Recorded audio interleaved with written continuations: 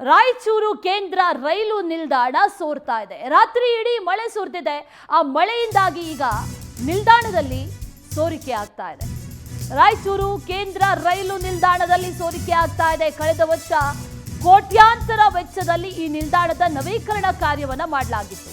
ಈ ವರ್ಷ ಮತ್ತೆ ಅದೇ ತಾಪತ್ರಯ, ಅದೇ ತೊಂದರೆ.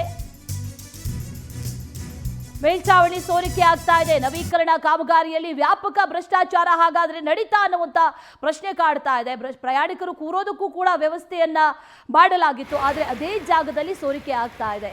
ಮುಖ್ಯ ಪ್ರವೇಶ ದ್ವಾರದಲ್ಲೂ ಕೂಡ ಸೋರಿಕೆ ಆಗ್ತಾ ಇದೆ. ಜನರಿಗೆ ಬಹಳ ಇದರಿಂದ ತೊಂದರೆ ಆಗಿದೆ. ರಾತ್ರಿ ಇಡೀ ಮಳೆ ಆಗಿರೋದ್ರಿಂದ ಈ ರೈಲ್ವೆ ನಿಲ್ದಾಣದಲ್ಲೂ ಕೂಡ ಸೋರಿಕೆ ಆಗಿರೋದು. ಅಲ್ಲಿ ಜನ ಎಷ್ಟು ಕಷ್ಟಪಡ್ತಾ ಇದ್ದಾರೆ ಅನ್ನೋದನ್ನ ಕೂಡ ಗಮನಿಸ್ತಾ ಇದ್ವಿ. ಅನೇಕ ಕಡೆಗಳಲ್ಲಿ ಈ ರೀತಿ ಸೋರಿಕೆ ಆಗ್ತಾ ಇದೆ. ತುಂಬಾ ಹಳೆಯ ರೈಲು ನಿಲ್ದಾಣ ಆಗಿದ್ರೆ ಹೇಳ್ಬೋದಿತ್ತು, ಹೌದು ಮತ್ತೆ ಏನಾದರೂ ನವೀಕರಣ ಕಾಮಗಾರಿಯನ್ನ ಮಾಡ್ತಾರೆ ಅಂತ. ಆದರೆ ಕಳೆದ ವರ್ಷವಷ್ಟೇ ಕೋಟ್ಯಾಂತರ ರೂಪಾಯಿ ಖರ್ಚು ಮಾಡಿ ಇಲ್ಲಿ ನವೀಕರಣ ಕಾಮಗಾರಿಯನ್ನ ಮಾಡಲಾಗಿತ್ತು.